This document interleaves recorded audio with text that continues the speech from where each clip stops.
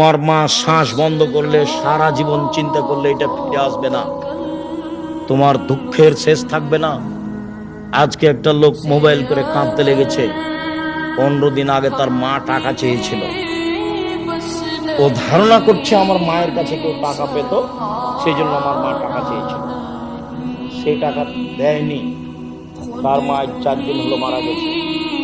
3 দিন থেকে আমাকে খুঁজে বের করছে, আজকে পেয়েছে। পেয়ে বলছে 3 দিন থেকে আপনার সাথে কথা বলার জন্য অপেক্ষামান রয়েছে। আমার মাকে মাটি দেওয়ার পরে আমি মানুষের দরজা দরজা ঘুরেছি, আমার মায়ের কাছে কেউ টাকা পায় কি? আমার মা আমার কাছে 20টা টাকা চেয়েছিল, 20,000 টাকা চেয়েছিল। আমি 20,000 টাকা করি আমার মাকে দিনি। আজীবন পয়সা উপার্জন করে আমার 20,000 পূর্ণ হওয়ার কোনো পথ ঘাট নেই।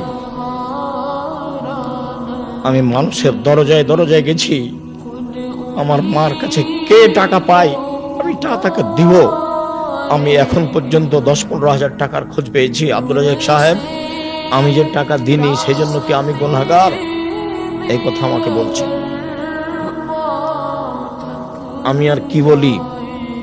আপনি কেমন আচরণ করেছেন সেটা আপনার ব্যাপার। বাপ মা টাকা চাইলেই না থাকলে কোথা থেকে দিবেন? কেমন দিয়েছেন না দিয়েছেন সেটা আপনার ব্যাপার। এখন এই পথ বন্ধ করেন, দিন রাত আল্লাহর কাছে কান্নাকাটি করে বাপ মায়ের জন্য ক্ষমা চান, তার নামে দান খেরাত করতে থাকেন।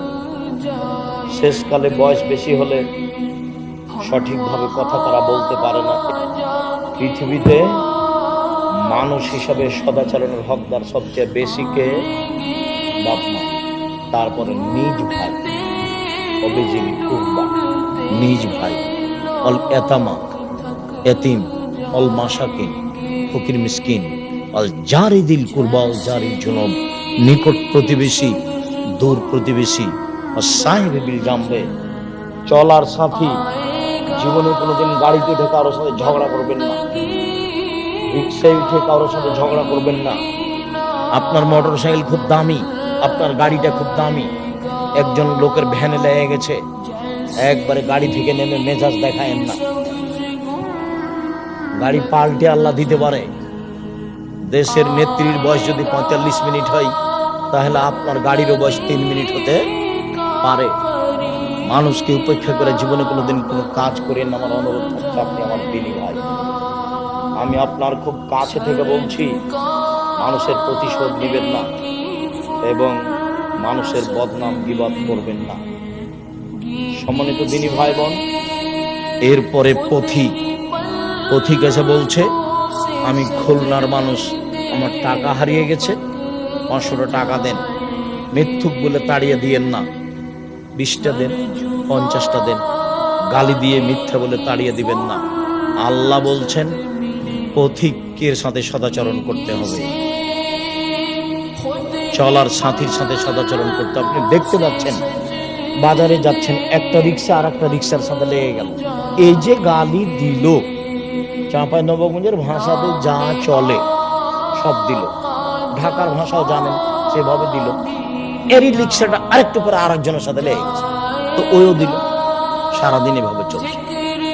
তাহলে আমি আপনি কি সেই? আমরা কি পথে নেমে গেছি? আমরা কি পশু প্রাণী হয়েছি? আমরা কি গরু ছাগল হয়েছি? আমরা কি হায়ানা পশু হয়েছি? প্রতিশোধ নিব না, প্রতিশোধ ছাড়া দুনিয়াতে বাঁচতে চাই। যেহেতু যেতেই হবে, যারা বয়সের মানুষ ছেড়ে চলে গেছে, আমরা আছি, যেতেই হবে, এটা ঠিক। সম্মানিত দিনী ভাই বোন, বিষয়টি বিবেচনার জন্য